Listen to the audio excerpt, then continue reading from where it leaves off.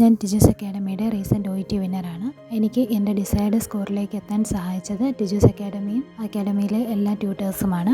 പ്രത്യേകമായിട്ട് അതിന് ഞാൻ ടിജു സാറിനും ദീപ്തി മാമിനുമുള്ള നന്ദി അറിയിക്കുന്നു. ഓരോ സെക്ഷൻസ് അവിടെ എടുത്തു പറയേണ്ടത് തന്നെയാണ്. മറ്റൊരു അക്കാഡമിക്കും പറയാൻ സാധിക്കാത്ത തരത്തിലുള്ള സപ്പോർട്ടും കാര്യങ്ങളും ഒക്കെ തന്നെയാണ് ടിജൂസ് അക്കാഡമിയിൽ പ്രൊവൈഡ് ചെയ്യുന്നത്.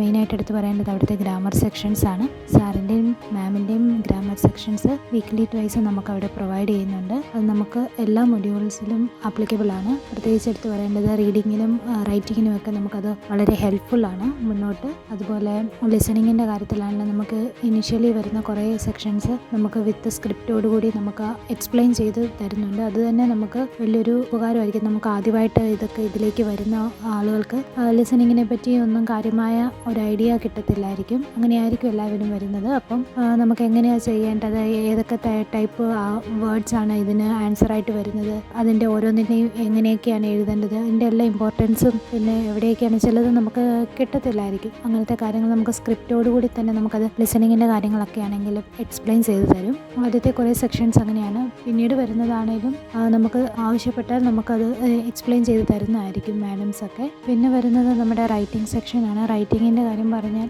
നമുക്ക് ഡബിൾ വാലുവേഷനാണ് വരുന്നത്. നമ്മൾ ആദ്യം ക്ലാസ് വെച്ച് നമുക്കൊരു ലെറ്റർ തന്ന് നമ്മളത് എഴുതി അതിന് കറക്ഷൻ കിട്ടിയതിന് ശേഷം നമുക്ക് വീണ്ടും നെക്സ്റ്റ് ഡേ വീണ്ടും അതിന് കറക്ഷൻ നമ്മൾ ഫെയർ ആയിട്ട് വീണ്ടും എഴുതി വെക്കുന്നതിന് കറക്ഷൻ തരുന്നുണ്ട്. അതുകൊണ്ട് തന്നെ നമുക്ക് ഡബിൾ കറക്ഷനാണ് ഓരോ ലെറ്ററിനും കിട്ടുന്നത്. പിന്നെ ലെറ്ററിൻ്റെ എല്ലാ ക്വസ്റ്റ്യൻസും നമുക്ക് എക്സാമിന് വരുന്ന ആ ഒരു രീതിയിലനുസരിച്ച് തന്നെയാണ് അവിടെ തന്നെ പ്രിപ്പയർ ചെയ്യുന്ന ക്വസ്റ്റ്യൻസ് ആണ്.